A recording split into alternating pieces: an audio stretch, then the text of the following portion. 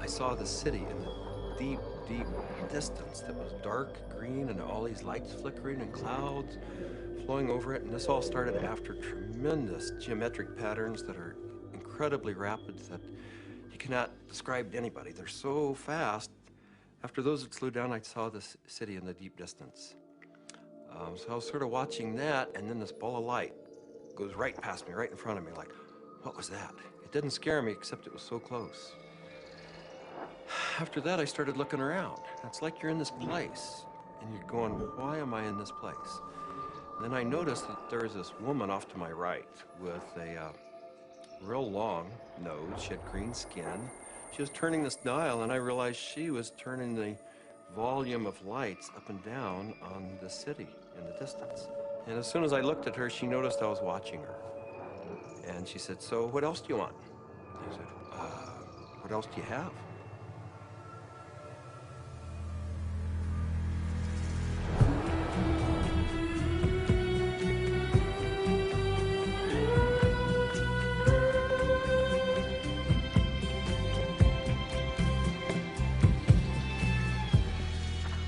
This is the story of DMT, or dimethyltryptamine, a simple compound found throughout nature which has profound effects on human consciousness.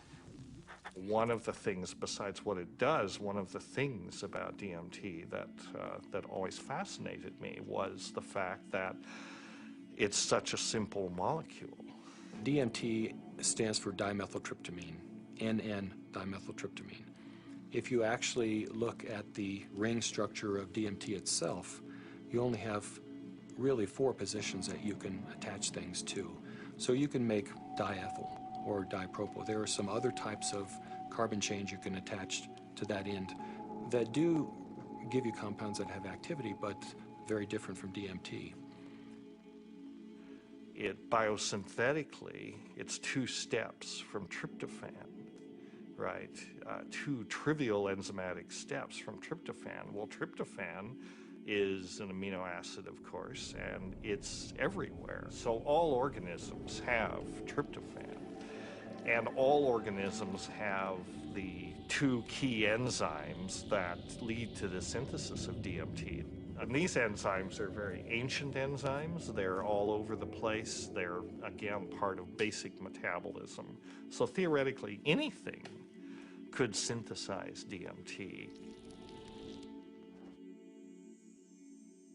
DMT is astonishingly widely available in plants and animals all around the world, but so far nobody really knows why it's there or what its function is.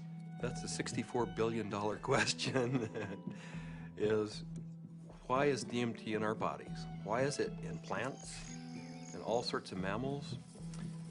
What is the role it plays in humans?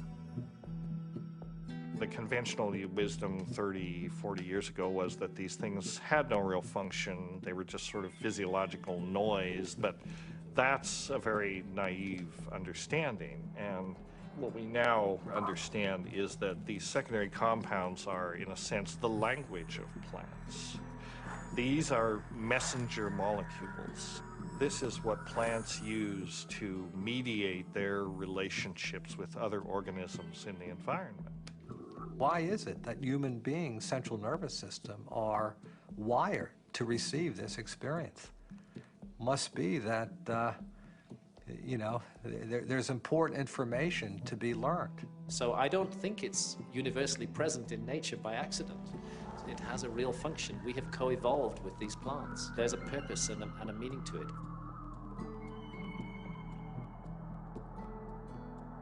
So it really fits in with the notion that DMT may be the common molecular language, resonant language, among all living beings on this planet and maybe others as well. I can't think of a more powerful tool to explore the whole question of what is consciousness.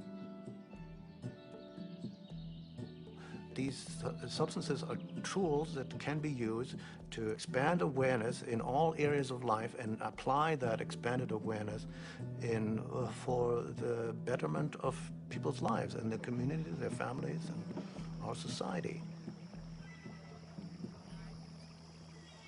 The good news is that there's a growing number of Westerners and actually intellectuals, scientists, artists, movers and shakers, filmmakers, and so on, who realize that this stuff is all too interesting just to go on keeping it swept under the rug. And meanwhile, the Inquisition was a long time ago, the birth of rationalism was a long time ago. At this point, there's no good reason, apart from bad habit, to keep up these barriers. With the help of two concepts that are traditionally opposed, science and spirituality, we humbly reintroduce psychedelics back into the cultural dialogue. DMT, the spirit molecule, you know, it's a conundrum, it's a paradox. What the spirit is the inner world, the molecule is the external world. So the psychedelics or entheogens take us from the science to the spirit. I was drawn to the pineal gland, which is a very small organ in the center of the brain, which has always been an object of interest and even veneration for a lot of esoteric physiological disciplines. I thought, you know, it wasn't totally crazy to presume a pineal site of origin of DMT. Which, you know, fit in nicely with my theory that the pineal was somehow involved in naturally occurring mystical states. This hypothesis proposes that the pineal gland at certain times, when it's under specific stress or stimulation, it releases a significant amount of this hormone, DMT, and it's that hormone that facilitates the entering and exiting of the soul in the body. This is what the Jewish sage mystics have been describing in a coded language for literally thousands of years. Through meditation, through fasting, chanting, any number of techniques, there might be a burst of endogenous DMT that was correlated with mystical and near-death experiences. And I had this theory that there was a big similarity between psychedelics and experiences that were possible with a lot of meditation. And that was one of the original findings that led me to start looking for a spirit molecule, for a compound in the brain that elicited mystical experience.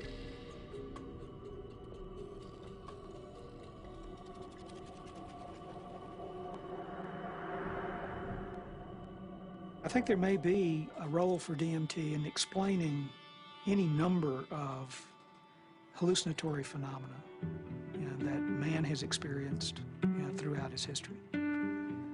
Creativity, imagination, dream states, changes that occur due to isolation, trauma, starvation, all of which produce hallucinatory phenomena. These hallucinatory phenomena are explainable by the presence of compounds known to produce hallucinations. And the only compounds that we know of that are capable of doing this are the class of compounds known as hallucinogens.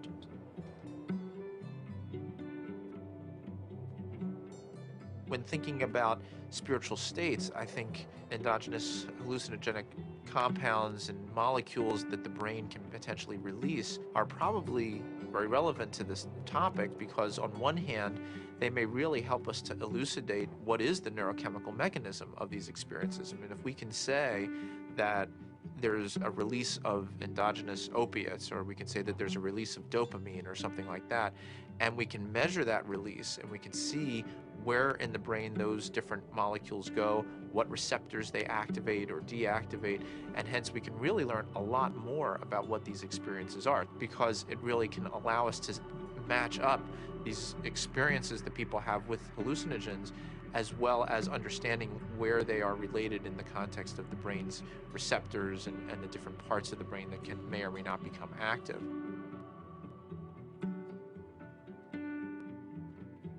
One of the other interesting things about the pharmacology of DMT is that it's actively transported into the brain. And so you have to wonder about the role of DMT in just everyday, normal, perceptual, activity.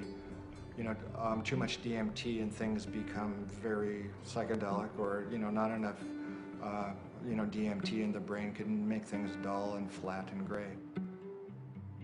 There's something that, for me, makes sense about DMT. You called it the spirit molecule. It might almost be called, the reality molecule. Philosophically, it makes sense that something that would be so fundamental to the way we perceive reality would be imbued out there in reality.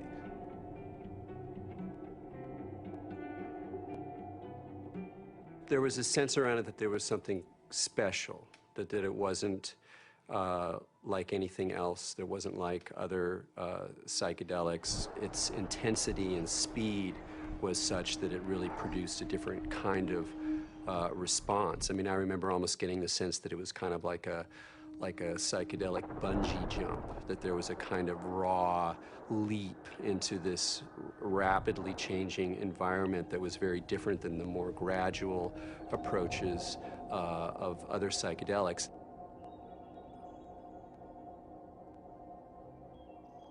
Smoke DMT is sort of like the drive-by shooting of psychedelics. You're in one place, bang, you're in another place, and then bang, you're back down.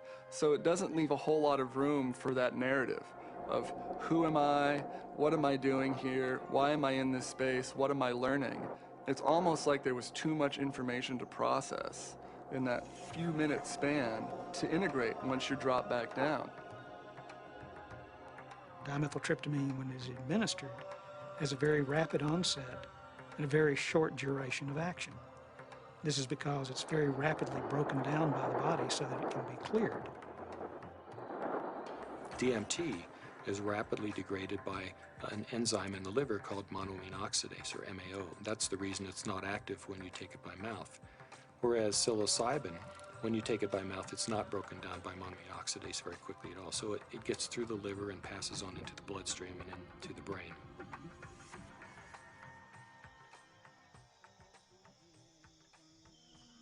Yeah, I'm very interested in ayahuasca. When I began my studies in the early 1990s, ayahuasca was just starting to make inroads into the West, but it's obviously become a lot more popular in the last 10, 15 years. And the visionary ingredient in ayahuasca is DMT. Through some amazing feat of pre-literate chemistry, the Amazonian natives stumbled upon or combined whatever. I don't know how they did it, but they found that one plant contains DMT and one plant contains an enzyme inhibitor. Combine them, you can drink DMT and it's orally active. So it starts working in a half hour, lasts for 3 or 4 hours. And you can, maneuver a lot more comfortably within that state than you can when you're just smoking it or injecting it.